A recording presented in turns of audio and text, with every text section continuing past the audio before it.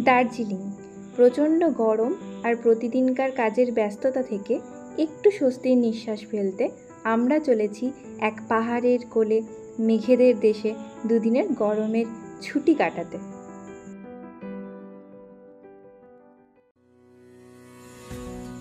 কর্মসূত্রে মালদার চাঁচলে থাকার জন্য আমরা এবারের যাত্রা শুরু করতে চলেছি সামসি স্টেশন থেকে। তাই আমরা সকাল 6টা নাগাদ সামসি স্টেশনে সবাই মিলে চলে এসেছি আমাদের ট্রেন এনজেপির উদ্দেশ্যে পদাতিক এক্সপ্রেস।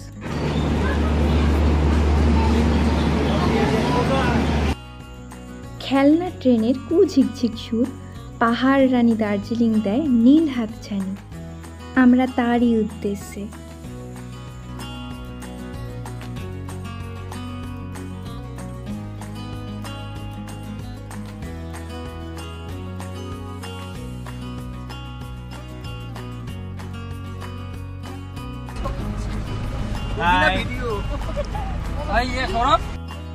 এনজেপি স্টেশন থেকে নেমে আমরা উঠে পড়লাম গাড়িতে।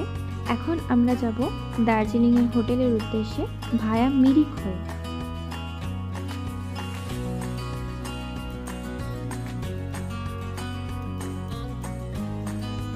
দার্জিলিং থেকে মিরিকের রাস্তায় আমরা পেয়ে যাব Tingling view point, Mirik lake, Gopaldhara tea garden আর Pashupati Nepal border, Simana view point, Lepcha Jagat pine forest.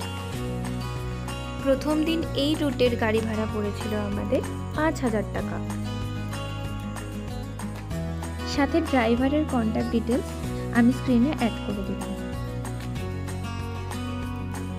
দুপাশে পাইন গাছ আর একদিকে পাহাড়ের সারি, তার মাঝখানে চা বাগান ছড়িয়ে আমরা ছুটে চলেছি কাঞ্চনজঙ্ঘার খোঁজে।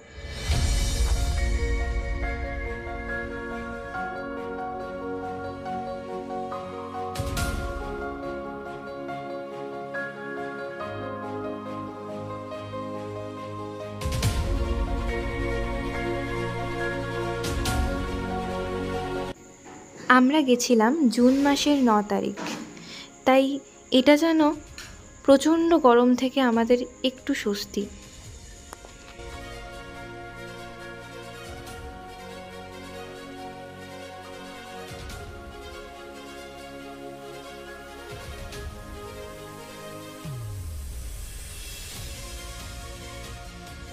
আর এই সময় কুয়াশা ঘেরা পাহাড়কে যেন আরো ভয়ঙ্কর সুন্দর লাগছিল।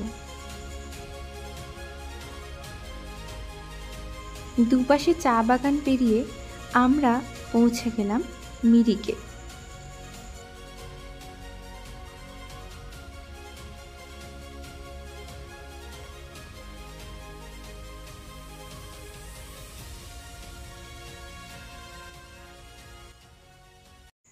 সকাল 11টা নাগাদ যখন আমরা মিরিক লেকে পৌঁছলাম তখন দেখি পুরোটা কুয়াশায় ভর্তি চারিদিকটা, তাই ভিডিও খুব একটা ভালো আসছিল না। তারপর আমরা পৌঁছে গেলাম নেপাল বর্ডার। এখানে তোমাদের একটা গুরুত্বপূর্ণ ইনফরমেশন দিই, নেপাল বর্ডারে এখানে যারা গার্ড ছিল তারা কিন্তু প্রত্যেককে ভেতরে প্রবেশ করার জন্য সবার ডকুমেন্ট চেক করছিল, তাই এখানে যখনই আসবে তোমরা কিন্তু তোমাদের গুরুত্বপূর্ণ ডকুমেন্ট ক্যারি করবে। এরপর আমরা চলে আসি আমাদের হোটেল প্যান্ডিম হোমস্টেতে। হোটেলের কন্ট্যাক্ট ডিটেলস আমি স্ক্রিনে দিয়ে দিলাম। এখানে আমাদের মাথাপিছু খাওয়া থাকা নিয়ে খরচা পড়েছিল 1200 টাকা পার ডে। পরের দিন আমরা হোটেল থেকে ব্রেকফাস্ট করে রেডি হয়ে বেরিয়ে পড়েছিলাম দার্জিলিং সাইট সিইংয়ের উদ্দেশ্যে। হোটেল থেকে মল রোড অবধি হাঁটা পথ 10 মিনিটের। আমাদের গাড়ি আমাদের জন্য ওয়েট করছিল ভানু ভবনে।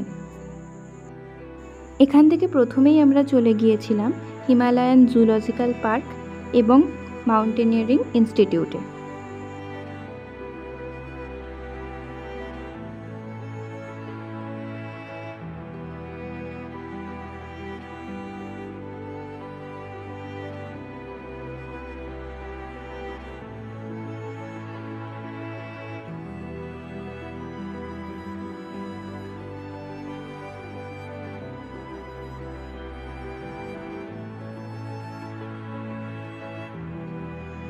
আমরা চলে এসেছি হিমালয়ান ইনস্টিটিউট অফ মাউন্টেনিয়ারিং মিউজিয়ামে।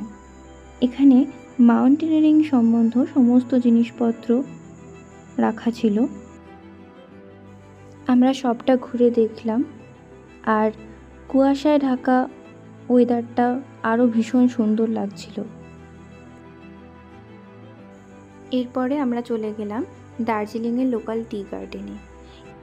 এখানে সবাই এখানকার পাহাড়িয়া ড্রেস পরে ফটো তুলছিল, যার ভাড়া নিয়েছিল মাথাপিছু 50 টাকা করে।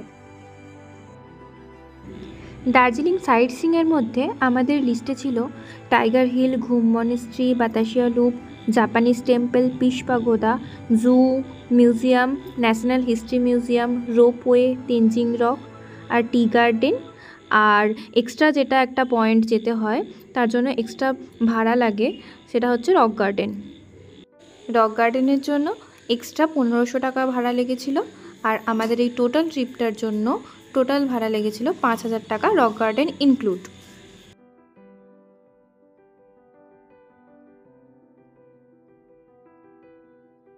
আমরা এখন রক গার্ডেনের দিকে যাচ্ছি। প্রত্যেকটা ভিউ পয়েন্টের রাস্তার মধ্যে আমার সব থেকে সুন্দর লেগেছিল এই রক গার্ডেনের রাস্তাটা। যখন আমরা উপর থেকে নিচের দিকে নামছিলাম, তখন মনে হচ্ছিল আমরা এক আলাদাই মেঘেদের রাজ্যে প্রবেশ করছি।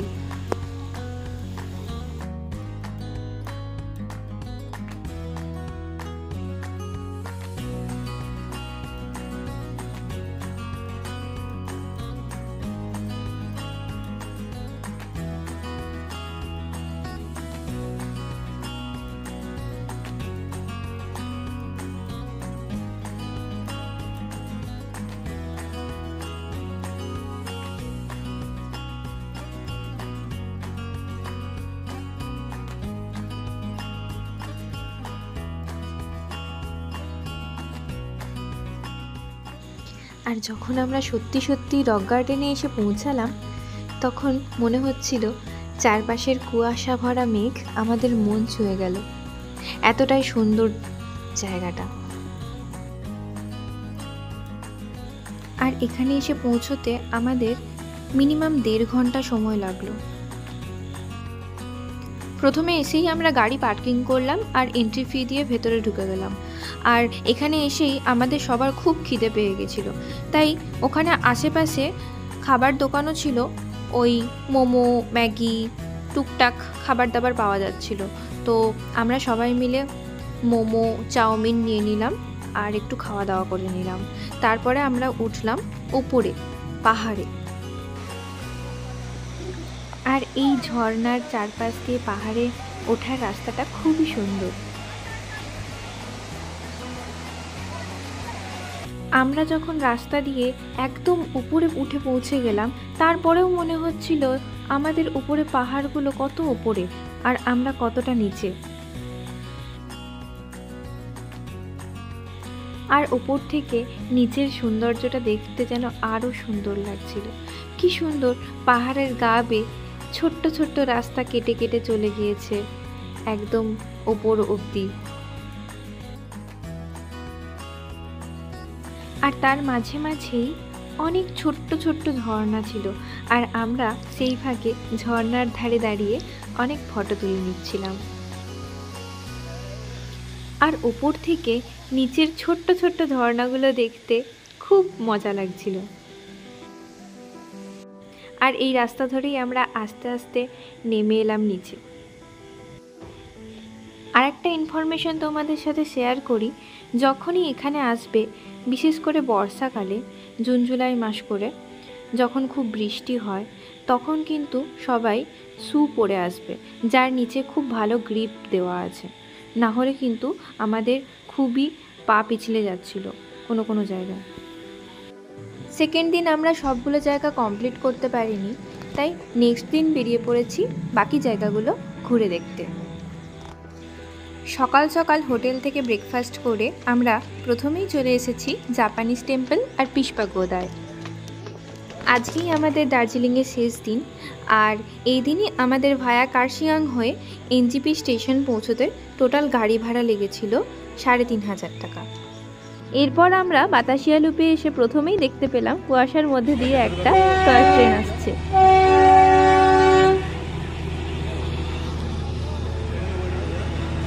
কত বলছে?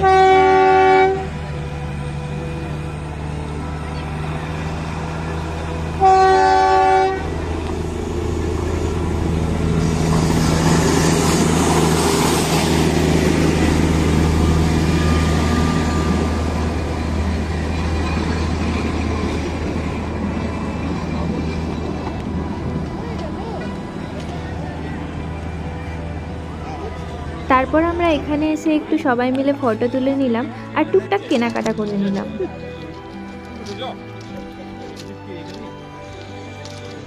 পরবর্তী ডেস্টিনেশন আমাদের ঘুম মনেস্ট্রি।